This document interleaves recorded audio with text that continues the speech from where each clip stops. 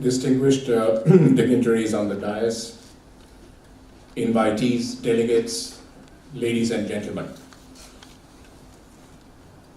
Let me at the very outset congratulate India CSR, Mr. Hussain and his peers and inspirers for the great job that this particular magazine has been doing for the last few years in focusing on very many of the really crucial aspects of CSR.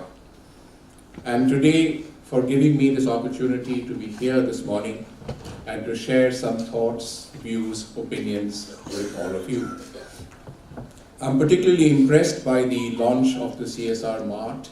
It's been a long-felt need, and I'm really glad that you have stepped up to the podium and got that underway. Congratulations.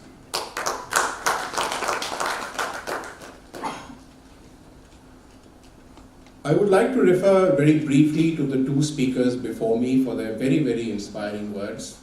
Dr. Chaturvedi for all the kind words about me. I must reciprocate by saying that in the world of academia, the flag that he has flown for CSR is absolutely exemplary. This is one of those institutions which has looked at CSR in both a praiseworthy and a critical manner.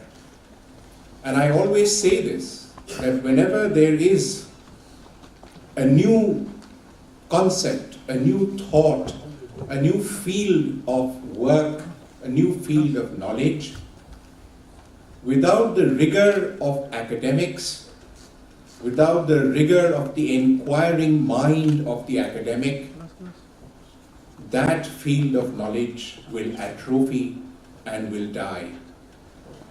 And I have to say to Dr. Chaturvedi's credit that he has kept the flame of that researching mind alive in the domain of CSR.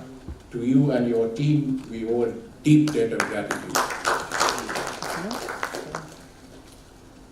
To Mr. Dwivedi, who spoke so feelingly about what life is at the grassroots and how each one of us must endeavor to connect with that citizen of our country because of whom we live and breathe.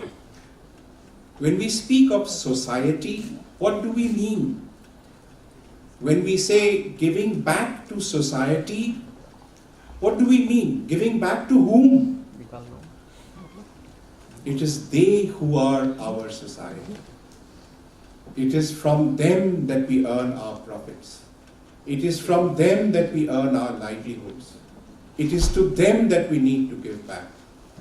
And that is the real spirit of CSR, which he has so feelingly echoed today on this platform. My deep debt of gratitude to you. I open Dainik Bhaskar practically every other day, and right on the top, look at the tribute to the SDGs. Perhaps the only newspaper that holds it aloft at the very front. We often tend to criticize media, and rightly so. Like in any aspect of our lives, there's the good and the bad. But when media reaches out to people at the grassroots, and when at the spirit of journalism, there is the belief in the future of the planet, then we need always to acknowledge and to commend such initiatives. Thank you. 1st of April 2019 has dawned today, much as the 1st of April 2014 dawned 5 years ago. And today, at the end of half a decade, it is, I believe, a time for stock taking. A time when we must look back, assess the present, and look to the future. And in the next few minutes, I will, without stretching your patience, try and do a little bit of reflective analysis to see where we are. The law, as you see it today, took some amount of evolution. Nothing happens overnight. Behind every great achievement, there is a great deal of thought process, a process of law, a process of getting it brought into the statute book, and all of that is a challenging process. I reflect now that the first part of it, which was the guidelines for the public sector enterprises, was done with reflective thought and analysis. But that was the easier part because the public sector is very much under the aegis of the government, and therefore on the 1st of April 2010, when we launched the guidelines for the public enterprises, that was the beginning, but that was the easy beginning. It was also important because, as events would subsequently tell us, charity had to begin at home. You cannot bring a law for the private sector and exclude the public sector from it, because then the private sector would have the right to ask, are government companies exempt from this? No. So we set the examples by bringing the government companies into the realm of CSR first. Through much of 2011 and 2012, before the law actually comes into being in 2013, I recall the words of Mr. Ravi Sharma, who spoke again brilliantly, I thought, about the 3% who do something because there is criticism,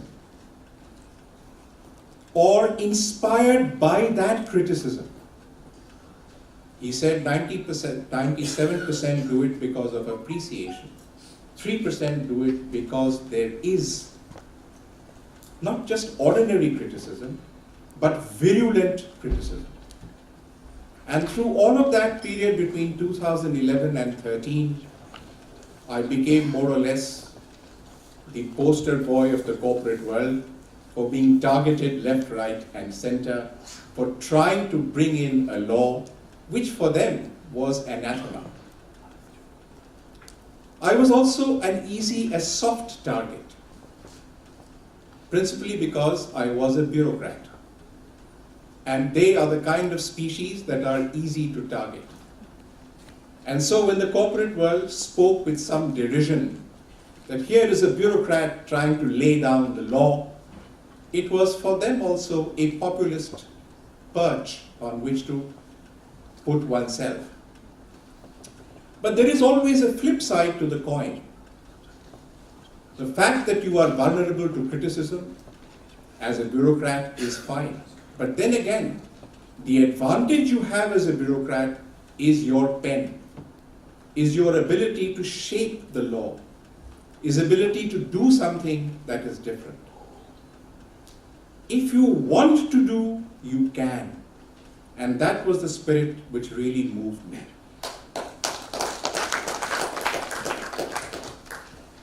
The reason why I did so was very simple, and it's worth recalling now.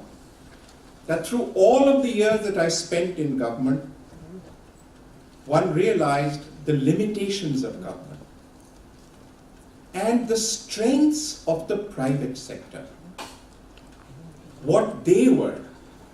And if we brought the private sector into the development agenda of the nation, how much the nation would gain, and how much the private sector itself would be highly motivated to contribute directly to our concept of integrated development. That was the challenge I threw to them. Not that I wanted them to be under a law. The idea was to get them on board into the development path of the nation. And now I feel so fulfilled 5 years on, when that very same corporate sector has changed adversity into advantage, has now understood what CSR means for them, and how much advantage they can derive, not just for the fact that they do it for their own brand image, which is fine. But the inner satisfaction they get from really contributing in real terms to the development of our nation. It is their innovation, their energy, their spirit, their flexibility, their quickness of response, their ability to track where the money goes, to ensure that the money is well spent, and also to ensure that there are not just outcomes, but there is also impact in measurable terms. And that indeed is the call of CSR. Today in the present, we have seen certain developments that are very encouraging. Let's recall a couple of them. Across the corporate world, decisions on CSR are no longer taken in the back room.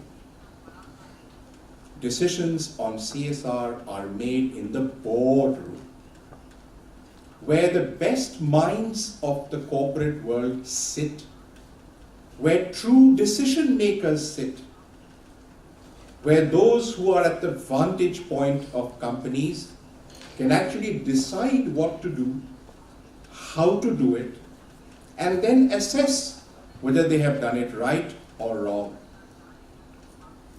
Because the corporate world and its top echelons are involved with CSR, we are seeing so much more traction in that area. Number two, the spirit of CSR says that it must be done for the disadvantaged. It must be done for the poor. It must be done for those who are not in the mainstream of society. Those people about whom Mr. Dwivedi spoke so feelingly. And more we realize that because of the involvement of the civil society sector, because we brought NGOs into the CSR domain, the vibrant connection that NGOs and civil society have with grassroots enables the corporate world to transcend the barriers of their corporate planet and move into the real backward areas of our country. That connect between the NGOs and the corporate world has brought in a completely novel method of doing CSR, unknown anywhere in the globe. And therefore, as much as our law is unique, so also is our practice. And because the practice is unique, the law is unique, therefore the world is looking at India to see how are we progressing. And that is really our chief strength.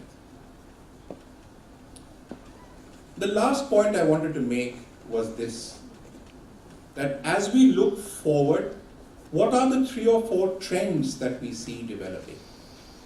First of all, much greater stress today on impact. If we have spent 50,000 crores, and that's a very conservative estimate, it would probably be 75 or 1 lakh crores. If we have spent that much, what have we derived from it? Number 2, along with impact orientation comes this feeling that the void between civil society and corporate sector, what we call the trust deficit, that is narrowing down with each passing day. Because each sector has found that they have something to gain from the other. The corporate sector, in its interaction with the civil society, has understood what the real grassroots problems are and how to try and solve them. The civil society sector has learned what the corporate code is, what PowerPoint presentations are, what balance sheets are, what spreadsheets are, how to professionalize yourself so that you can act in tandem with the corporate world. And because of that synergy, CSR has gained strength, has gained traction. We look to the future and we understand that yes, There are many in the corporate world who are doing excellently in CSR.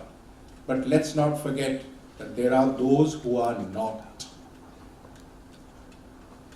Those that are not are the ones that make those who are doing well feel bad, that those who are not performing should go unpunished. And one must remember that the law is yes. It is a law which says do or report. But there is in that very same law considerable teeth. And today the government has a mechanism for tracking. Before I left the Indian Institute of Corporate Affairs, we set up the National Dashboard, which is now transformed into the National CSR Portal. Because of the advance of technology and the digitization of everything that we can do, believe you me, in the Ministry of Corporate Affairs, we are having a portal that tracks every company, every rupee that is spent, every project that is taken up, every geography in which a CSR project has been undertaken. And therefore, we are able to identify the doers and the laggards. In the last 1 year, the attitude of government is, we've given you 4 years of leeway. Now the time has come to identify those who are not stepping up. So over the last 1 year, we began with 245 notices, then 3,000, and the last tranche of 5,000 notices. So 8,245 notices have now gone out from the Ministry of Corporate Affairs to erring companies. And I am saying this not because the idea is to be vindictive. The idea is not to punish. But the idea is to tell people that you can't get away by doing nothing. There is a law. And if there is a law, there must be compliance. This is leading to a third dimension, which hopefully we will now see in the next 5 years, which is going to be called CSR law. If I were to ask any of you today, what is CSR law? You would be struggling for a definition. But those of us who are in the vanguard of the CSR movement understand what are the headwinds, where are we going, and to be able to track that future, make this field come alive. As these notices are going out, corporates will also dig in their heels. And to many of the notices, the reply will be, let's test it in a court of law. Already many corporates are saying, okay, fine, we have received a notice, but let's take legal advice and see where we went wrong or not. There is no jurisprudence in CSR anywhere in the world. There is no jurisprudence in CSR anywhere in India. But as I speak, it is beginning now. And over the years, you will see a whole new set of circumstances in which the jurisprudence of CSR law will develop. A few years ago, nobody knew about IPR. But today, a whole legacy of law is there in the IPR. So also that is starting. And the last reflective point is this. Wherever there is a new field of knowledge, you need standards to go by. The only standards we have in the world for sustainability were the ISO 26000, which have no relevance to India and which are now long outdated. In India, on CSR, after 5 years, the time has come for standards and for certification. And that's another area of work to which I am now devoting myself. We are going to release these standards hopefully in the next 3 or 4 months, along with certification. So corporates will get a chance to go to the Bureau of Indian Standards and seek certification as well as the application of standards to the work that they are doing in CSR. So these are some of the the new trends that are coming. I thought I'll take your time and alert you to them. Thank you very much for giving me a patient listening. I wish you all the best.